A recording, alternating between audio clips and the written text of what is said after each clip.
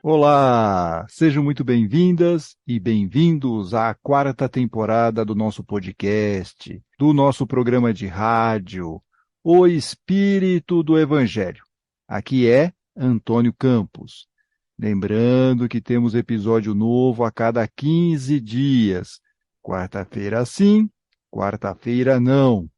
No último episódio, refletimos sobre a seguinte pergunta: será que estou fazendo boas escolhas? Boa reflexão essa. E hoje é dia de tema palpitante. O primeiro desta série, vocês se lembram, foi se Kardec não conhecia as colônias espirituais. Aliás, agradecemos pelos comentários lá no YouTube da Sandra Rodrigues, da Aide Lapa, do Ariovaldo Vieira e de tantos outros queridos e queridas ouvintes que nos acompanham e se manifestaram também pelas redes sociais. E no tema palpitante de hoje, nós vamos discutir aqui a seguinte questão: Kardec era racista? Esse assunto, vira e mexe, volta a ser comentado, e desta vez porque um grupo de espíritas lançou uma edição do Evangelho segundo o Espiritismo, com notas de rodapé que, digamos, corrigem certas frases de Kardec que apresentariam aí uma conotação racista. Mas as principais frases polêmicas de Kardec não estariam só em O Evangelho segundo o Espiritismo, mas também, por exemplo, na Revista Espírita de abril de 1862, que tem o título A Perfectibilidade da Raça Negra, na qual Kardec diz que os negros como espíritos são inquestionavelmente uma raça inferior, isto é, primitiva. Também temos exemplos no livro A Gênese, lá no capítulo 1, item 36, capítulo 11, item 39, e um outro exemplo é em obras póstumas no texto Teoria da Beleza. Por causa disso, a FEB, em acordo com o Ministério Público Federal, a FEB é a Federação Espírita Brasileira, teve que colocar uma nota explicativa em algumas edições, que diz mais ou menos o seguinte: essa nota tem por objetivo demonstrar a ausência de qualquer discriminação ou preconceito em alguns trechos das obras de Allan Kardec, caracterizadas todas pela sustentação dos princípios de fraternidade e solidariedade cristãs contidos na doutrina espírita. Encerra aqui esse aviso, esse comunicado da FEB. Bom, mas como nós entendemos tudo isso? Afinal, Kardec era realmente racista? Podemos dizer isso? Ou existem exageros nessas análises?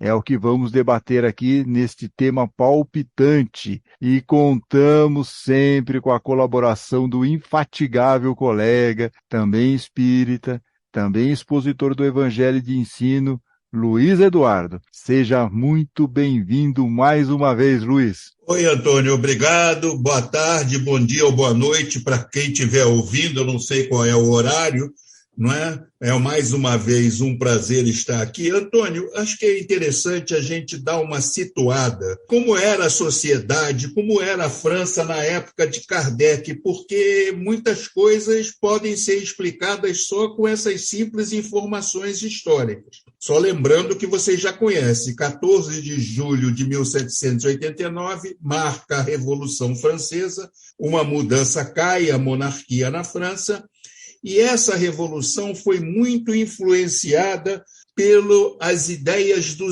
movimento chamado Iluminismo, que vai influenciar também no século de Kardec, que era um movimento cultural que propunha mudanças na sociedade, tendo como base a difusão do conhecimento e, principalmente, tirando o predomínio do ensino religioso, ou seja, a igreja, a sociedade seria laica e a igreja faria o papel que lhe cabia, não mais interferindo em negócios de Estado. Além disso, 9 anos antes da publicação do Livro dos Espíritos, em 1848, a França tinha finalmente abolido a escravidão. Mas isso não mudou a situação da França, não tinha mais escravidão E vocês sabem que a luta para abolir a escravidão é uma luta que gera muitos problemas. E nos Estados Unidos gerou uma guerra civil. E na França teve um debate muito grande, como teve no Brasil, entre os abolicionistas e os escravocratas, estes defendendo que os negros eram uma raça inferior. Portanto, estava tudo ok, não é? Então, tudo isso, nesse caldo, Kardec faz isso. Além do mais, a França, apesar de ter abolido a escravidão, continuava sendo uma nação colonialista, com colônias na África Negra e na América Central. Ora, gente, se diante deste caldo, onde não existia sequer a palavra racismo, Kardec era um homem da sua época, e na época existia, além disso, uma ciência chamada frenologia, que é uma ciência que hoje não é mais, mas na época era uma ciência muito importante e que dizia que o tamanho do cérebro tinha relação com a evolução da pessoa. Daí Lombroso vai desenvolver uma teoria de que os criminosos tinham um tipo de cérebro, uma caixa craniana. Bom, e aí ficou essa confusão. Esse é o caldo de cultura da França, Antônio. Daí não se pode atribuir, eu, no meu modo de dizer, que Kardec era racista, mas a gente debate isso depois. Ah, perfeito. É isso mesmo, né? E nós temos que tomar esse cuidado, como você bem apontou, de não cometer o erro do anacronismo, como dizem aí os historiadores, ou seja, analisar com o entendimento de hoje ações ocorridas no passado. Nós precisamos entender, então, alguns conceitos para a gente não cometer esses equívocos. Temos que entender o contexto da época em que aquela situação ocorreu e não olhar aquela situação com o olhar de hoje, porque aí é uma situação enviesada. Primeiro que a palavra racismo tem origem no começo do século XX. A mais antiga menção conhecida surgiu em uma revista francesa em 1902. 1902. Portanto, na época de Kardec, não havia ainda este conceito. Ao contrário, como você bem apontou, Luiz, as origens do que entendemos hoje como racismo foram desenvolvidas com a chamada doutrina do racismo científico no século XIX. Então, tem esse ponto. Na época de Kardec, isso estava muito em voga, era muito atual, era como se fosse uma novidade científica. E depois, como você bem apontou, Luiz, isso caiu rapidamente. A ciência acabou desconsiderando essa ideia por ser totalmente equivocada. No entanto, a professora, especialista em gênero e raça, doutora em sociologia lá pela Universidade de Brasília, a Bruna Cristina Jaqueto Pereira, numa entrevista ao portal UOL, ela menciona isso que você falou, que essa formulação, se dizia científica, da diferença e hierarquia racial, buscava, na verdade, justificar a colonização e exploração de povos não brancos pelos europeus. A ideia, diz ela, de que existiam raças diferentes e com capacidades distintas, como moralidade, beleza e intelecto, é ainda mais antiga, se consolida com o colonialismo, como você bem apontou aí, Luiz. Além disso, acho que é importante também nós entendermos o que significa a palavra racismo. Aí eu fui lá no dicionário Wise e tem vários significados a palavra racismo. O primeiro deles, conjunto de teorias e crenças que estabelece uma hierarquia entre as raças, entre as etnias. Aqui, nesse conceito de racismo, nesse primeiro conceito de racismo, algumas das declarações de Allan Kardec, elas podem ser encaixadas aqui. Mas tem outras definições de racismo que estão nesse mesmo tópico no dicionário Wise, que diz o seguinte: doutrina ou sistema político fundado sobre o direito de uma raça, considerada pura e superior, de dominar as outras. Isso Kardec nunca falou. Terceiro significado da palavra racismo, segundo o dicionário Wise: preconceito extremado contra indivíduos pertencentes a grupos ou etnias diferentes. Essa é a famosa discriminação social. Isso também não está na obra ou mencionada de alguma forma nos textos de Kardec. E, finalmente, atitude de hostilidade em relação a determinada categoria de pessoas. Também não está isso caracterizado na obra de Kardec. Portanto, o único significado da palavra racismo que, de alguma forma, bate com alguns textos deixados por Allan Kardec, é esse primeiro aqui, que é um conjunto de teorias e crenças que estabelece uma hierarquia entre as raças, entre as etnias. E como nós vimos, isso era algo considerado culturalmente, na época de Kardec, como uma ideia científica, que depois foi desmentida pela ciência. Portanto, Kardec era uma pessoa da sua época e sofreu as influências culturais daquele momento histórico. Além disso, não havia ainda o conceito de racismo. E aí eu quero só fazer duas observações. Primeiro é a seguinte, particularmente, especulando um pouco, né, Luiz, vamos aqui, na minha opinião, eu não tenho muitas dúvidas que se Kardec conhecesse essas definições que nós sabemos hoje, ele teria alterado todo o seu entendimento e mudado muitas das informações publicadas. Acho que isso é um ponto importante para nós pensarmos e refletirmos. O segundo é que, como o próprio Kardec dizia, se tem alguma coisa que a ciência altera ou o entendimento do que está escrito lá na doutrina espírita, fiquemos com a ciência. Então, se hoje nós temos essas informações todas que mostram que algumas das frases de Kardec se encaixam, pelo menos em uma definição de racismo, nós temos que atualizar aquilo para nós. Então, a gente não vai aceitar aquilo como algo que é para o nosso tempo. Não.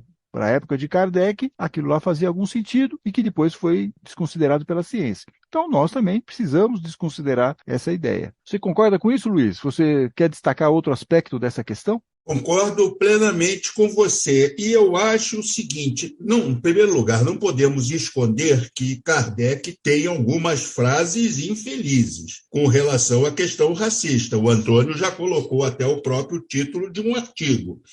Mas tem um outro onde ele diz que, por exemplo, o negro só é belo para outro negro, assim como o gato só é belo para outro gato. Nesse diálogo, ele está dialogando com a frenologia, ou seja, com a ciência que achava que tudo tinha a ver com o tamanho do crânio, tinha uma relação com a evolução moral. Agora eu me pergunto, Antônio, como pode uma pessoa ser considerada racista, desenvolver e sistematizar uma doutrina igualitária? Como pode isso? Não fecha na minha cabeça, independente das falas infelizes. Sim, Luiz, claro, com certeza. A doutrina ela tem aspectos muito avançados, inclusive para a sua época. Daqui a pouquinho eu vou falar sobre a questão das mulheres, o direito das mulheres. Então tem muita coisa aí que a gente precisa compreender. Agora, esse texto que você está mencionando, que é o Teoria da Beleza, ele foi publicado num livro que é muito problemático, que é Obras Póstumas, ou seja, foi publicado após o desencarne de Kardec.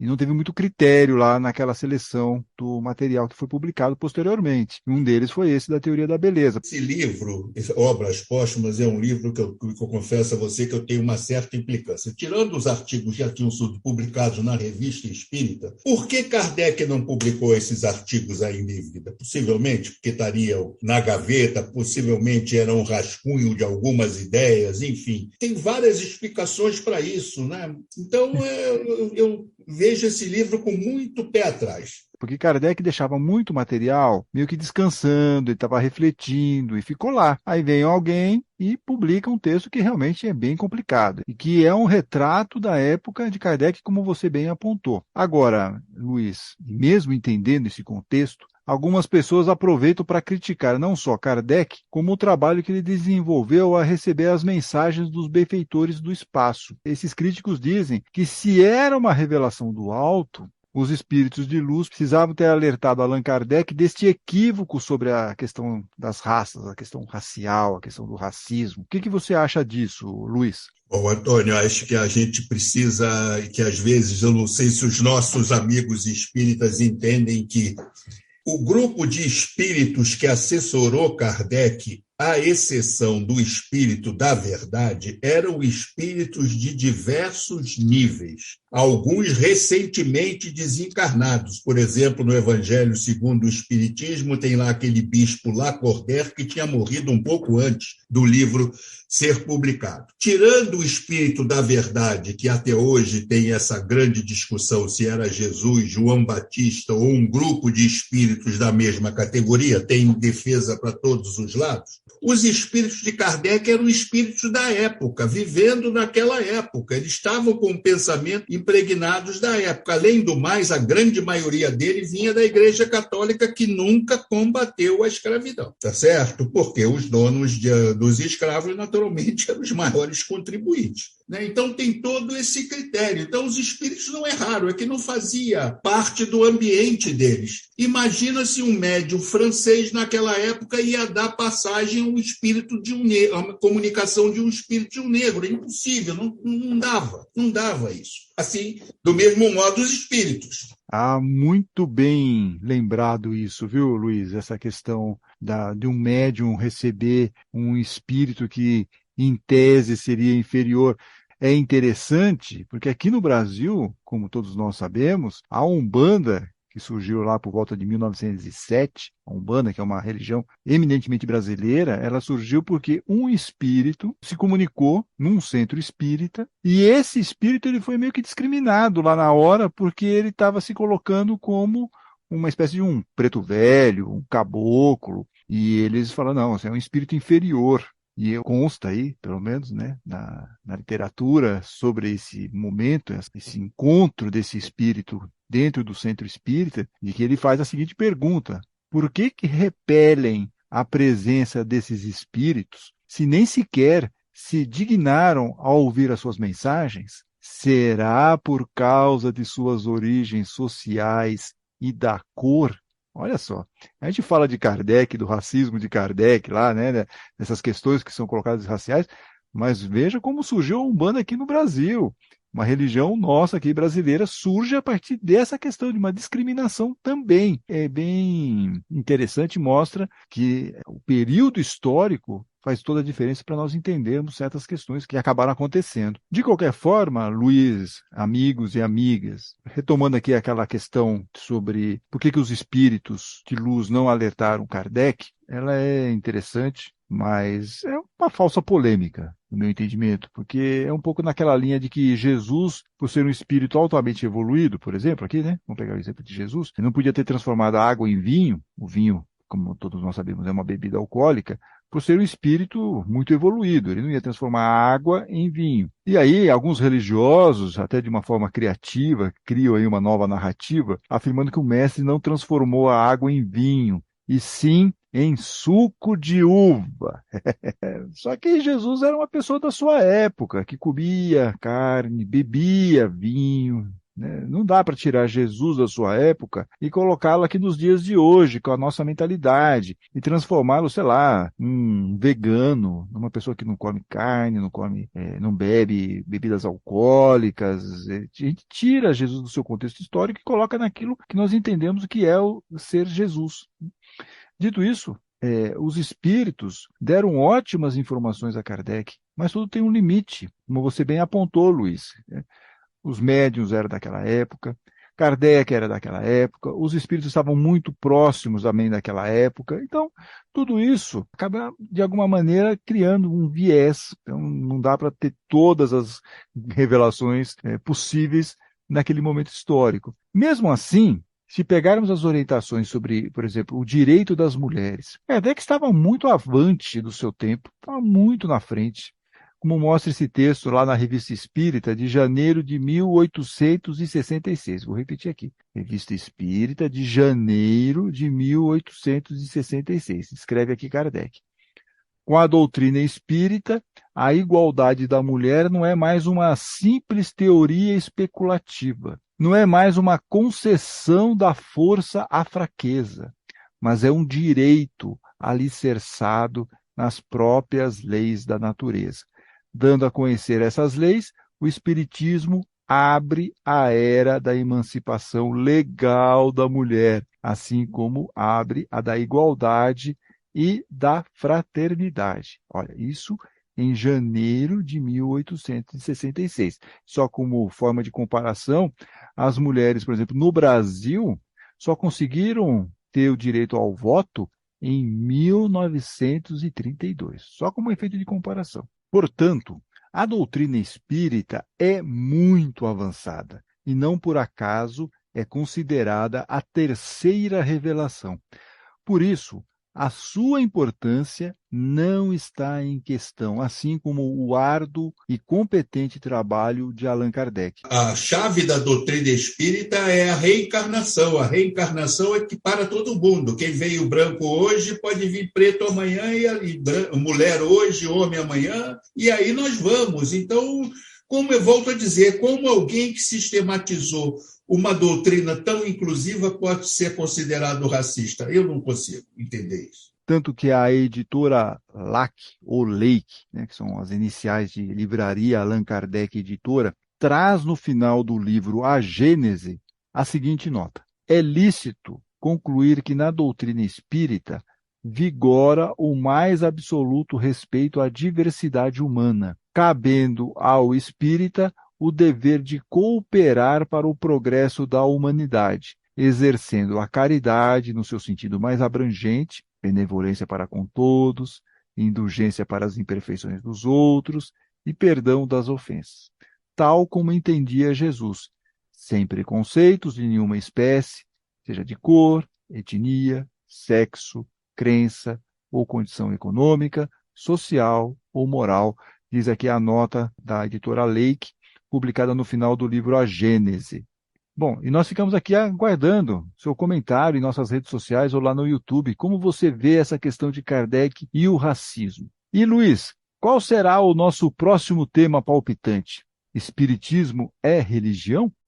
Essa é muito interessante, porque até hoje há uma grande confusão sobre isso, mas vai dar um bom tema. Mas, mais uma vez, temos que entender também o contexto da época, né? Porque o contexto, quando o Espiritismo chegou no Brasil, a religião católica era uma, hoje é outra.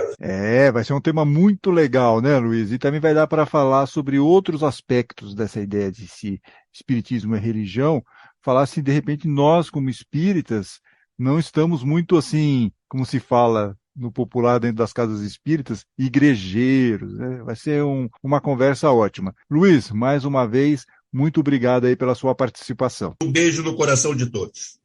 E se gostou do programa, não esqueça de deixar o seu like, de deixar aí que você curtiu o episódio, compartilhe também. E daqui a 15 dias voltamos com um episódio novo. Não é tema palpitante, é um tema normal. E daqui a um mês nós voltamos com o tema palpitante. Fiquem bem, fiquem com Deus.